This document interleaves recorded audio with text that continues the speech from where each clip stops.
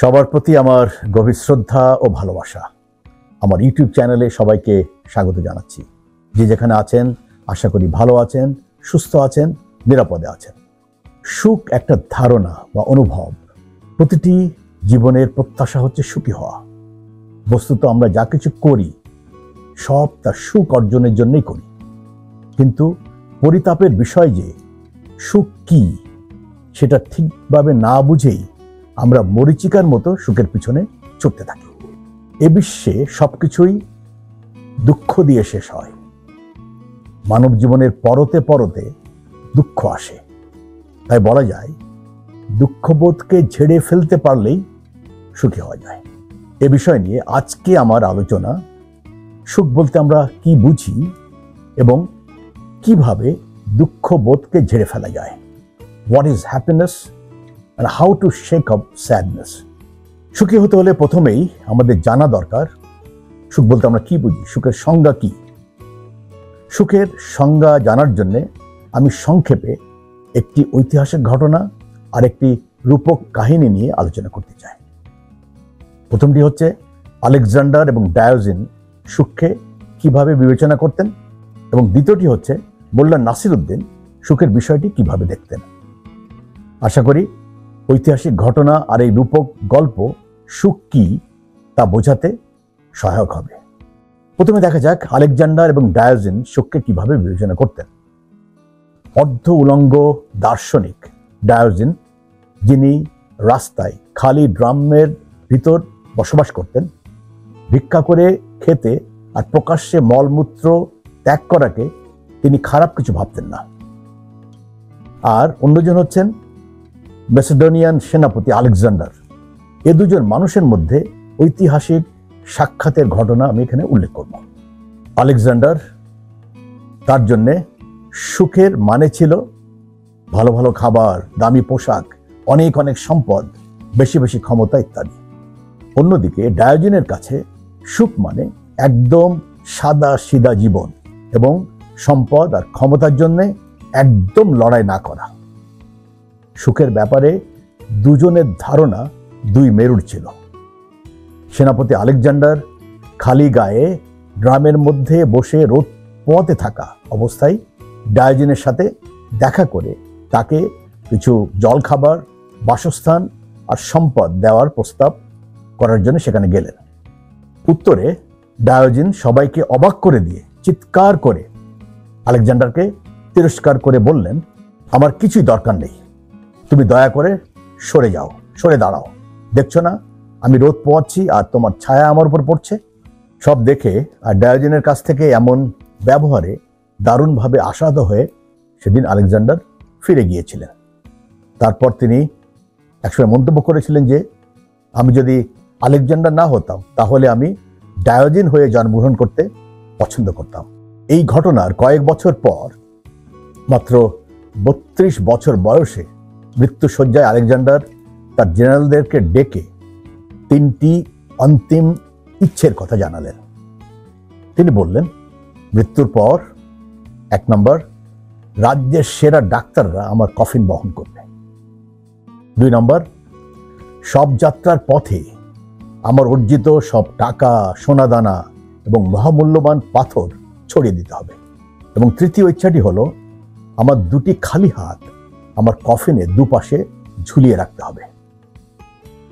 আলেকজান্ডারের এই অস্বাভাবিক ইচ্ছে সম্পর্কে তার একজন জেনারেল জানতে চাইলে আলেকজান্ডার বলেছিলেন, রাজ্যের সেরা ডাক্তাররা আমার কফিন বহন করা দেখে সবাই বুঝবে যে মৃত্যুর সামনে সেরা ডাক্তাররাও কত অসহায়। মৃত্যুর কোনো চিকিৎসা নেই। 2 নম্বর, আমার অর্জিত সব ধন সম্পদ রাস্তায় ছড়িয়ে দেওয়া দেখে সবাই বুঝবে যে পৃথিবীর অর্জিত সব সম্পদ সবাইকেই পৃথিবীতে রেখে যেতে হবে। আর আমার 2টো খালি হাত কফিনের দুপাশে ঝোলানো দেখে সবাই বুঝবে যে সব থেকে মূল্যবান যে সম্পদ সময়, সেটা ফুরিয়ে গেলে মানুষ যেভাবে খালি হাতে পৃথিবীতে আসে সবাইকেই সেইভাবে খালি হাতেই ফিরে যেতে হয়। আলেকজান্ডার আরো বলেছিলেন, আমরা কোনো সম্পদ সাথে নিয়ে যেতে পারি না, কেবল আমাদের সাথে আমাদের ভালো কাজ ট্রাভেলার্স চেকের মতো আমাদের সাথে থাকে। সময় হচ্ছে অমূল্য, কেননা তা সীমিত। আমরা সম্পদ বাড়াতে পারি, কিন্তু সময় বাড়াতে পারি না। আমরা যখন কাউকে সময় দিই, তখন তাকে আমরা আমাদের জীবনের কিছু অংশ দিয়ে দিই, যা আমরা কখনোই ফিরিয়ে নিই না। সময়ই আমাদের জীবন। অতএব মনে রেখো, তোমরা তোমাদের পরিবার আর বন্ধুদেরকে যে মহামূল্য উপহারটি দিতে পারো তা হচ্ছে সময়। সৃষ্টিকর্তা যেন তোমাদেরকে অফুরন্ত সময় দান করেন এবং তোমরাও যেন বিচক্ষণতার সাথে তা অন্যকে দান করতে পারো, যাতে করে তোমরা ভালোভাবে বেঁচে থাকতে পারো, ভালোবাসতে পারো আর শান্তিতে মৃত্যুবরণ করতে পারো। এখন দেখা যাক মোল্লা নাসিরউদ্দিন সুখের বিষয়টি কিভাবে দেখেছেন। শহরে যাওয়ার পথে মোল্লার সাথে দুঃখ ভারাক্রান্ত সর্বহারা গোমরামুখী এক পথিকের দেখা হলো। কি হয়েছে তোমার? পথিকের করুণ অবস্থা দেখে মোল্লা পথিকটিকে জিজ্ঞেস করল। পথিকটি তখন তার শত তালি দেওয়া ছেঁড়া ব্যাগটি দেখিয়ে কাতর কণ্ঠে বলল, এই বিরাট দুনিয়ায় আমার যা কিছু আছে সব এই তালি দেওয়া ব্যাগটিতে ভরা। আমার থেকে দুঃখী মানুষ দ্বিতীয়টি আর এই জগতে নেই। হোজ্জা পথিকটির দিকে কিছুক্ষণ তাকিয়ে দেখে কি যেন একটা ভাবলেন, তারপর বললেন, তোমার ব্যাপারটি দেখছি সত্যি খুব দুঃখজনক। আফসোসের স্বরে কথাটি বলে মোল্লা আচমকাভাবেই পথিকের ব্যাগটি ছিনিয়ে নিয়ে সে রাস্তা ধরে দৌড়ে অদৃশ্য হয়ে গেল। সর্বস্ব হারিয়ে পথিকটি কান্নায় ভেঙে পড়ল এবং আগের থেকে আরো বেশি দুঃখে ভারাক্রান্ত হয়ে অনুপায় পথিক বিলাপ করতে করতে সে রাস্তা ধরে এগিয়ে চলল। ইতিমধ্যে মোল্লা একটু দূরে রাস্তাটি যেখানে বাঁক নিয়েছে সেখানে রাস্তার উপর ব্যাগটি রেখে পাশের জঙ্গলে লুকিয়ে রইল। রাস্তার মাঝখানে ব্যাগটি সে এমনভাবে রাখলো যেন সেটা পথিকের নজরে পড়ে। কিছুক্ষণ পর ব্যাগটি পথিকের নজরে পড়ায় পথিক তাড়াতাড়ি সেটা উঠিয়ে নিয়ে যার পর নেই খুশিতে তার মুখমণ্ডল উদ্ভাসিত হয়ে উঠল এবং খুশিতে সে চিৎকার করতে লাগলো, হায়, আমি ভেবেছিলাম আমি বোধহয় আমার ব্যাগটি আর কখনো ফিরে পাবো না। পাশের জঙ্গলে লুকিয়ে থাকা মোল্লা সব দেখে মৃদু হেসে স্বগত স্বরে বলল, মানুষকে সুখী করার এটাও একটা উপায়। সুখের কত রূপ, আর সেটা ঘটে কিন্তু আমাদের চিন্তা জগতে। আপনি যদি নিজের যাপিত জীবনের দিকে একটু তাকান, সেক্ষেত্রে হয়তোবা আপনার মনে হতে পারে কিভাবে জীবন থেকে সময় এত তাড়াতাড়ি গড়িয়ে গেল এবং আপনি আজ যেখানে দাঁড়িয়ে আছেন সেখানে আপনি কিভাবে আসলেন।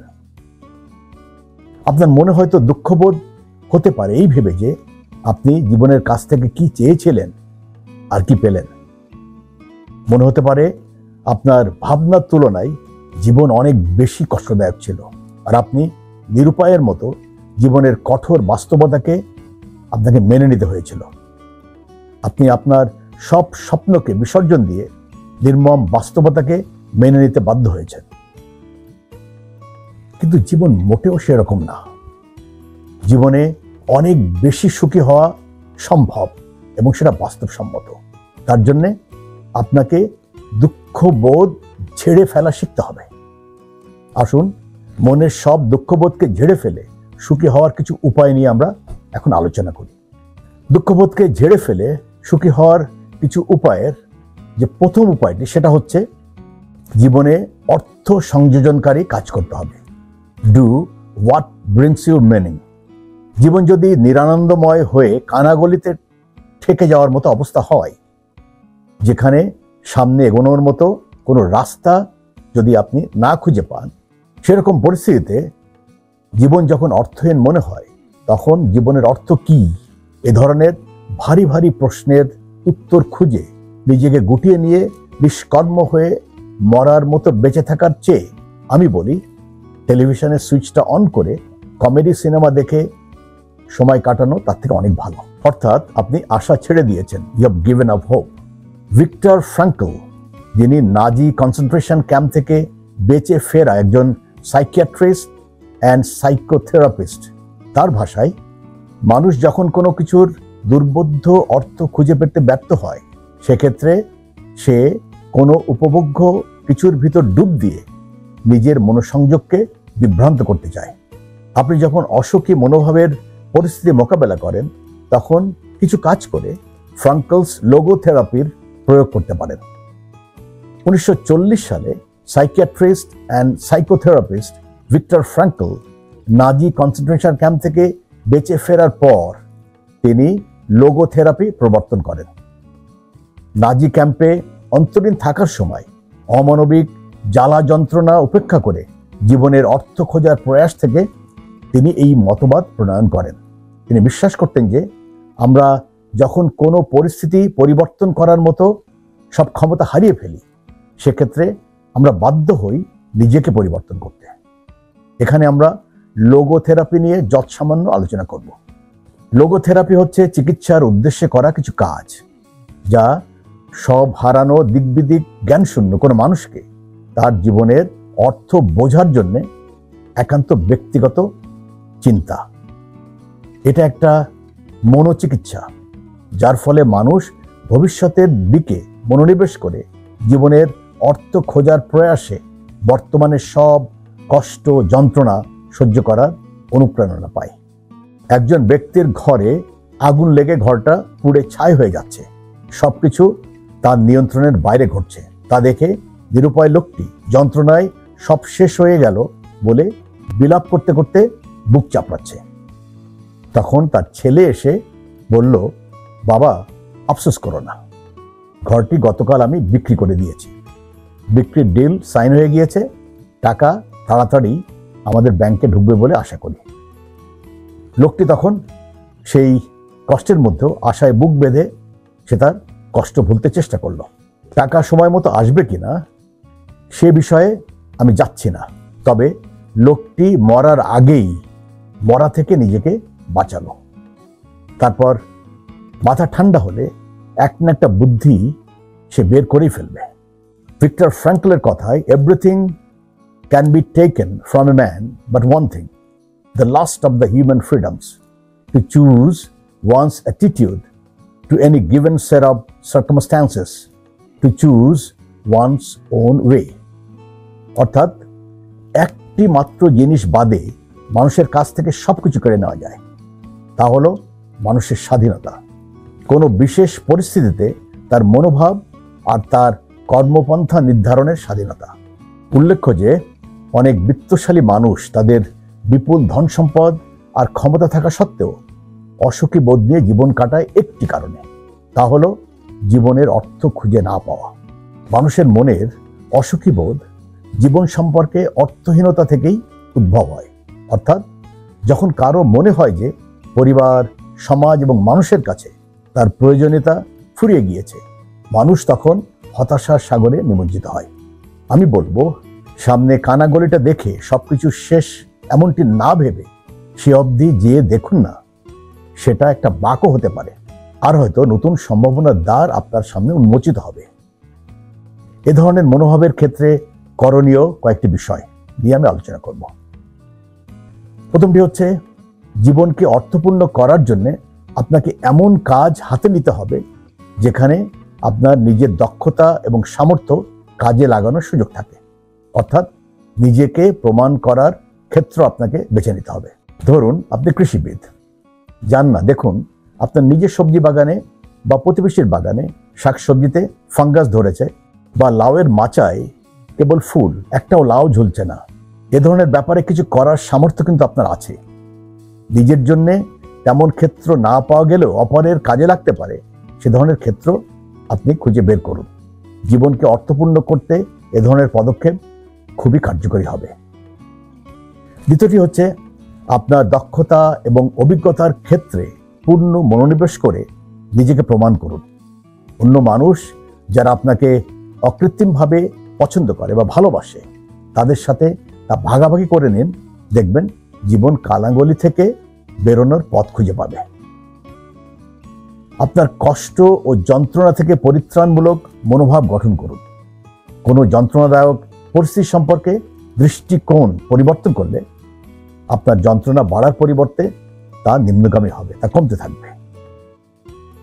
এক মহিলার কথা এখানে আমি উল্লেখ করতে চাই। তিনি এইডস রোগে আক্রান্ত শিশুদের একটি এতিমখানা চালাতেন। তিনি নিজে ক্যান্সারে আক্রান্ত ছিলেন। মহিলাটি নিজের শারীরিক বাস্তবতা নিয়ে দুশ্চিন্তা না করে তিনি বলতেন, ডাক্তার যখন জানায় যে আপনি এইডস বা ক্যান্সারে ভুগছেন, সেটা প্রকৃতপক্ষে আপনাকে মৃত্যুদণ্ডে দেওয়ার মতো একটি ঘোষণা।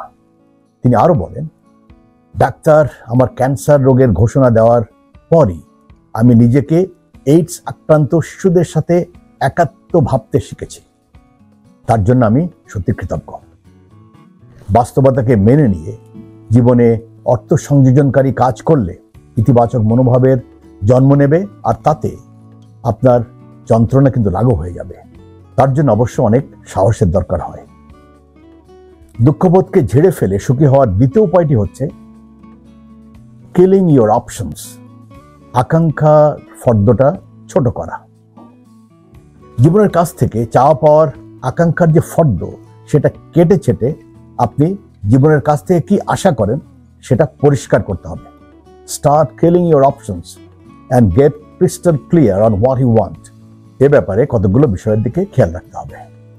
প্রথমটি হচ্ছে, জীবনের সীমাহীন চাহিদা সবসময় আমাদের মনকে না পাওয়ার আর বঞ্চনার অতৃপ্ততায় ভরে রাখে। সবাই আপনাকে আপনার চাহিদা খোলা রাখতে উপদেশ দিয়ে থাকে বা দিবে, কিন্তু চাহিদা বেশি খোলা রাখলে বাছাবাছি করতে করতে আপনি ক্লান্ত হয়ে যাবেন আর জীবন অতৃপ্তিতে ভরেই থাকবে। দ্বিতীয়টি হচ্ছে, পছন্দের ক্ষেত্র অনেক বড় হলে আপনি ডিসিশন ফ্যাটিগে ভুগবেন। তারপর একটা পেলে আপনার মন অন্যটি না পাওয়ার জন্য দুঃখ ভারাক্রান্ত হবে। এটাকে বায়ার্স রিমোর্সও বলা যেতে পারে। তৃতীয়টি হচ্ছে, জীবনের সুখের মাত্রা বাড়াতে সবথেকে গুরুত্বপূর্ণ বিষয়টি হচ্ছে প্রতিদিন বিশাল সংখ্যক সিদ্ধান্ত নেওয়ার ফর্দ কাটছাট করে এটাকে কমিয়ে ফেলতে হবে। দুঃখবোধকে ঝেড়ে ফেলে সুখী হওয়ার তৃতীয় উপায়টি হচ্ছে create safe spaces to find yourself and beat the feeling of shame. নিজের জন্যে সময় বের করা। একটু ভেবে দেখলে বোঝা যায় যে জীবনে সুখী হওয়ার চিন্তা প্রতিনিয়ত আমার এটা করা দরকার, এই সুযোগটা হাতছাড়া করা যাবে না ইত্যাদি বিষয়গুলো আপনাকে তাড়া করতেই থাকবে। একজন সাধারণ মানুষ প্রতিদিন প্রায় 10,000 বার এ ধরনের তাড়নার সম্মুখীন হয়ে থাকে, যার অধিকাংশ পুরোপুরি অযৌক্তিক। আমরা অনেকেই সুখী হওয়ার জন্য অনেক অযৌক্তিক কাজে ঢুকে পড়ি। তারপর সে পরিবেশ পরিস্থিতিতে তাল মেলাতে না পেরে আমরা মনোকষ্টে ভুগি। অনেকটা পিপিলিকার পাখা গজানোর মতো ব্যাপার হয়ে দাঁড়ায়। কোনো পরিবেশে আমরা যখন নিজেকে অবমূল্যায়িত হিসাবে বিবেচনা করি, তখন সেখানে বা সে পরিবেশে কখনো সুখী হওয়া যায় না। এ ধরনের পরিস্থিতিতে আপনি লজ্জায় পড়ে নিজেকে গুটিয়ে রাখতে বাধ্য হবেন।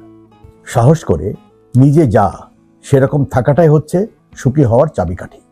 Doctor brainy brown, vulnerability researcher অর্থাৎ মানুষের দুর্বলতা নিয়ে গবেষক, তিনি তার এক বক্তৃতার পর সামাজিক মাধ্যমে সবার কাছ থেকে 2টি প্রশ্নের জবাব জানতে চান। তার প্রথমটি হলো, আপনি দুর্বলতা বা ভালনারেবিলিটিকে কিভাবে সংজ্ঞায়িত করেন, এবং দ্বিতীয় প্রশ্নটি হলো, কিরকম পরিবেশ পরিস্থিতিতে আপনি নিজেকে দুর্বল ভাবেন। আধা ঘন্টার মধ্যে তিনি 150টির মতো উত্তর পান। তার ভিতর থেকে কয়েকটি এখানে আমি উল্লেখ করছি।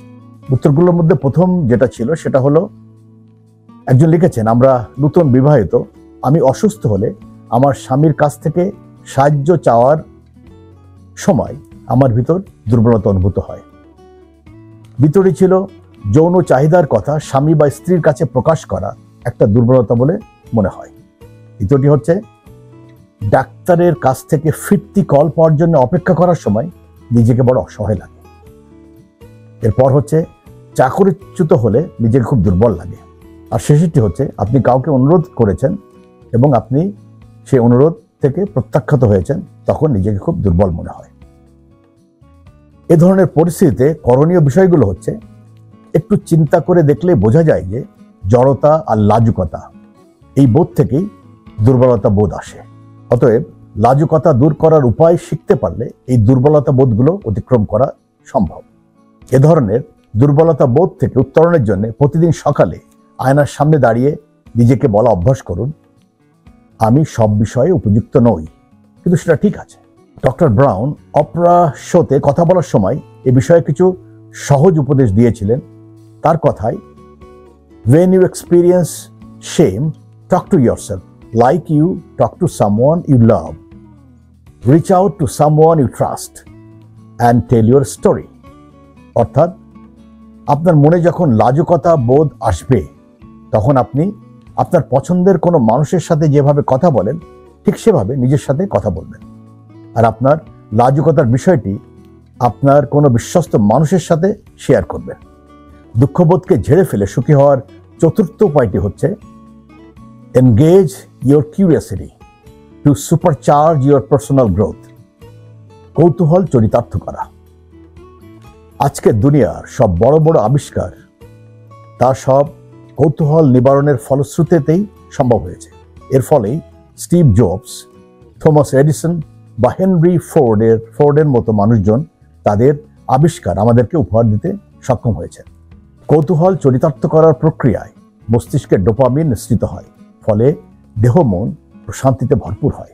আমাদের কিছু অভ্যাস বশত তৈরি হওয়া কৌতূহল চরিতার্থ করার প্রয়াসেও এমনটি ঘটতে পারে। যেমন অনেকেরই সকালে উঠে মেল বা ফেসবুক বা ইউটিউবে ভিউজের সংখ্যা চেক করার পর মনটা শান্ত হয়। দুঃখবোধকে ঝেড়ে ফেলে সুখী হওয়ার পঞ্চম উপায়টি হচ্ছে help yourself by helping others. অপরকে সাহায্য করে নিজেকে সাহায্য করুন। সুখী মানুষরা সোয়াচে রোগের মতো অন্যের উপর তাদের সুখের প্রভাব বিস্তার করতে পারে। এ ব্যাপারে ডেনিস রেটলে বলেন, no man or woman is an island. To exist just for yourself is meaningless. You can achieve the most satisfaction when you feel related to some greater purpose in life, something greater than yourself. অর্থাৎ কোনো মানুষই দ্বীপের মতো না, শুধু নিজের জন্য বেঁচে থাকা একদম অর্থহীন। আপনি যখন নিজেকে বৃহৎ কোনো উদ্দেশ্যের সাথে একাত্ম হিসাবে বিবেচনা করেন, যা আপনার নিজের থেকে অনেক বড় কিছু, তখন আপনি প্রকৃতই স্বর্গ সুখ উপলব্ধি করেন। এ পৃথিবীতে কোনো জন্মই তুচ্ছ নয়। প্রতিটি মানুষেরই পৃথিবীকে দেওয়ার মতো সক্ষমতা থাকে। সে সক্ষমতা নির্ণয় করাটা একটা শক্ত ব্যাপার। আর সত্যটা হচ্ছে, আমরা কিছু একটা না করা পর্যন্ত আমরা কিন্তু সেটা নির্ণয় করতে পারি না।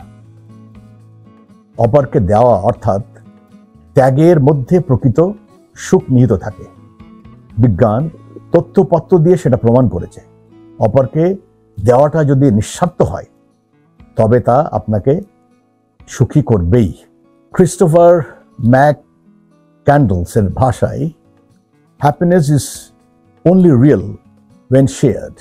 অর্থাৎ অন্যের সাথে ভাগাভাগি করার মধ্যেই প্রকৃত সুখ নিহিত থাকে।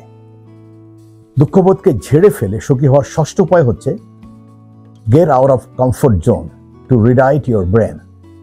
আরামের বলয় থেকে বের হতে হবে। ভেবে দেখুন, আপনার জীবনের একঘেয়ে রুটিন আপনাকে অসুখী থাকার কারণ হতে পারে। এমন হতে পারে যে আপনি একই কাজ করতে করতে বিরক্ত হয়ে নতুন কিছু করতে আপনি চাচ্ছেন, কিন্তু আপনি শঙ্কিত হয়ে আছেন। এমনও হতে পারে যে আপনি আপনার বর্তমান চাকরিতে বিতৃষ্ণ হয়ে গিয়েছেন, কিন্তু আপনি অনিশ্চিত কোনো পদক্ষেপ নিতে এতই শঙ্কিত যে চাকরিটা ছাড়তে আপনি দ্বিধান্বিত। সাহস করে নিজেকে পরিমিত ঝুঁকি নিলে বা ঝুঁকির সম্মুখীন করলে একঘেয়েমি জনিত দুঃখবোধ দূর হয়ে যাবে। দুঃখবোধকে ঝেড়ে ফেলে সুখী হওয়ার সপ্তম উপায়টি হচ্ছে kick materialism in the face and invest in experiences. বস্তুগত সুখ পরিহার করে সুখবোধকে প্রাধান্য দিতে হবে। প্রায় সকলের জীবনে পছন্দের একটা খেলনা কেনা থেকে শুরু করে নতুন কোনো বস্তু, যেমন হতে পারে জামা কাপড় বা এমন অতি পছন্দের কিছু কেনার কিছুদিনের মধ্যেই সেটাতে বিরক্তি ধরে যাওয়ার অভিজ্ঞতা সবারই আছে। কারণ কোনো বস্তু আপনাকে কেবল সাময়িক সুখ দিতে পারে। বস্তু নয়, কেবল সুখের অনুভবই আপনার দেহ মনে চিরদিনের জন্য লেপ্টে থাকে। পছন্দের কোনো বস্তু আপনাকে ক্ষণিক আনন্দ দিতে পারে ঠিকই, কিন্তু কেবল সুখের অভিজ্ঞতায় আপনার অংশ হয়ে স্মৃতিতে অম্লান হয়ে থাকতে পারে। ড্যান গিলবার্টের কথায়, part of us believes the new car is better because it lasts longer. But in fact, that's the worst thing about the new car, he said. It would stay around to disappoint you, whereas a trip to Europe is over, it evaporates. It has the good sense to go away, and you are left with nothing but a wonderful memory. অর্থাৎ আমাদের বিশ্বাস যে নতুন একটা কার থাকা ভালো, কারণ সেটা অনেকদিন পর্যন্ত টেকে। কিন্তু প্রকৃতপক্ষে সেটাই যে নতুন কার সম্পর্কে সব থেকে ভ্রান্ত একটা ধারণা। কারটি আপনার সাথে থেকে আপনাকে নানাভাবে যন্ত্রণা দিবেই। ইউরোপ ভ্রমণ শেষ হয়ে যাবে, কিছুই থাকবে না, থাকবে কেবল সুন্দর স্মৃতি। দুঃখবোধ ঝেড়ে ফেলে সুখী হওয়ার অষ্টম উপায়টি হচ্ছে মেডিটেট রেগুলারলি, নিয়মিত ধ্যানমগ্ন হওয়া। নিজেকে চেনার মধ্যে সব কল্যাণ এবং সব সুখ নিহিত। নিয়মিত ধ্যানমগ্ন হলে বর্তমানে অবস্থান আপনি করতে পারবেন, এবং এই ধরনের অনুশীলন করতে থাকলে নিজেকে চেনা সহজ হবে এবং ঘটে যাওয়া কোনো দুঃখ বা ভবিষ্যতের কোনো আশঙ্কা আপনাকে বিচলিত করতে পারবে না। দুঃখবোধকে ঝেড়ে ফেলে সুখী হওয়ার নবম উপায়টি হচ্ছে change your attitude two gratitude. মনকে কৃতজ্ঞতায় ভরপুর করতে হবে। মানুষের মস্তিষ্ক একই সময়ে ইতিবাচকতা আর নেতিবাচকতার সাথে সংযোগ স্থাপন করতে পারে না।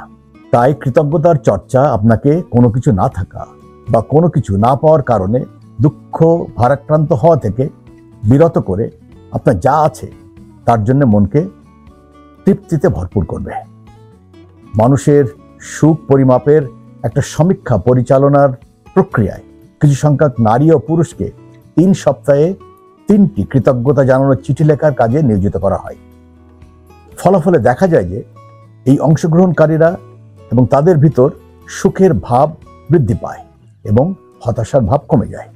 মানুষ যখন কোনো কিছুর প্রেক্ষিতে কৃতজ্ঞতা জানানোর কাজে ব্যস্ত থাকে, তখন তার মস্তিষ্কে ডোপামিন আর সেরোটোনিনের উৎপাদন বৃদ্ধি পায়, যা মস্তিষ্কের সুখবোধের সেন্টারকে সক্রিয় করে তোলে। দুঃখবোধ ঝেড়ে ফেলে সুখী হওয়ার 10ম উপায়টি হচ্ছে ক্রিয়েট বেটার হ্যাবিটস, ভালো অভ্যাস গড়ে তোলা। সুখী আর অসুখী মানুষের ভিতর মূল পার্থক্যটি হচ্ছে তাদের অভ্যাস। একজন মানুষ দিনের 40% সিদ্ধান্ত অভ্যাসের কারণে নিয়ে থাকে। মানুষ অভ্যাসের দাস। চার্লস ডুহেগ তার লেখা বই দ্য পাওয়ার অফ হ্যাবিটে মানুষের এক একটা অভ্যাস এক একটা ট্রিগারের মতো কাজ করে বলে তিনি বর্ণনা করেছেন। যেমন মানসিক চাপ কারোর জন্য ধূমপানের নেশাকে উস্কে দিতে পারে। ধূমপানের ফলে রক্তে নিকোটিন প্রবেশ করে মানসিক চাপ মুক্ত করে। ডুয়েক তার বইতে খারাপ অভ্যাসকে ভালো কিছুতে পরিণত করার উপায় বর্ণনা করেছেন।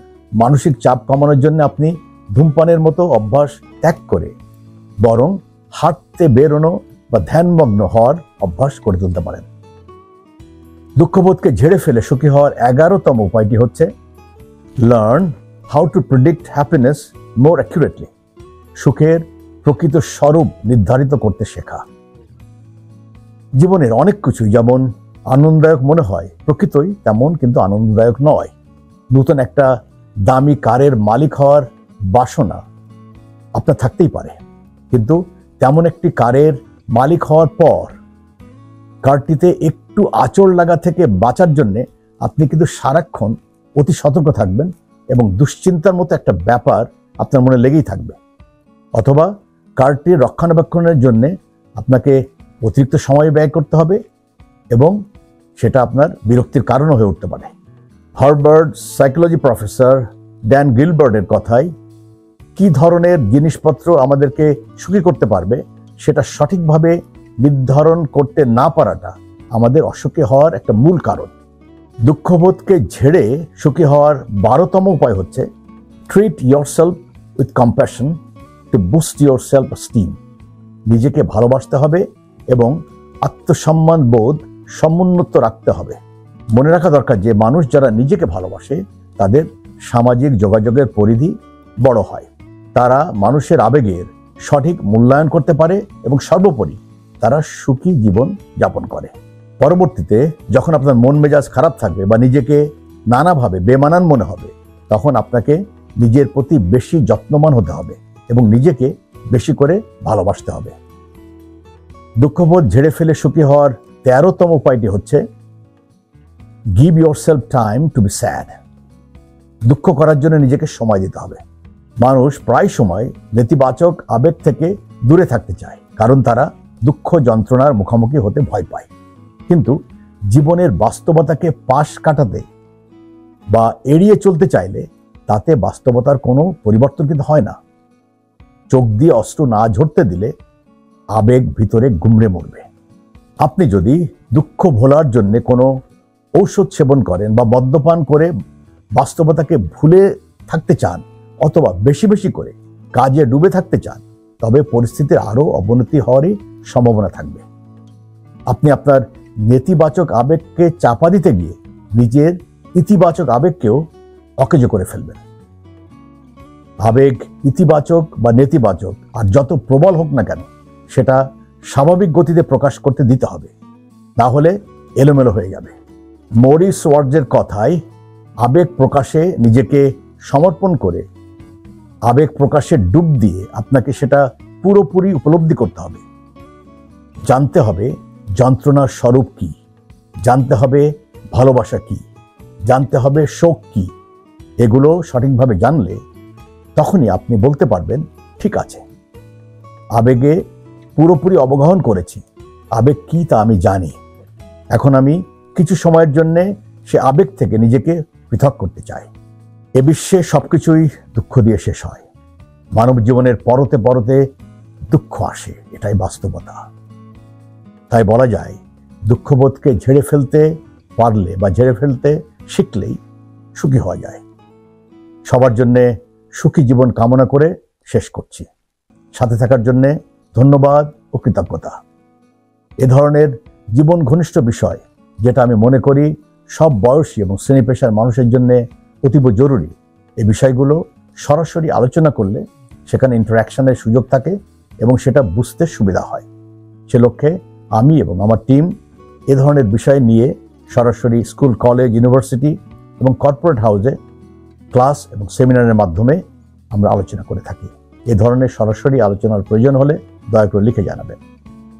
আমার চ্যানেল যদি আপনাদের ভালো লাগে তাহলে চ্যানেলটি সাবস্ক্রাইব, লাইক আর মন্তব্য করে সাথে থাকবেন আশা করি। সবাই ভালো থাকুন, শান্তিতে থাকুন। মানবতার জয় হোক। Humanity is human religion.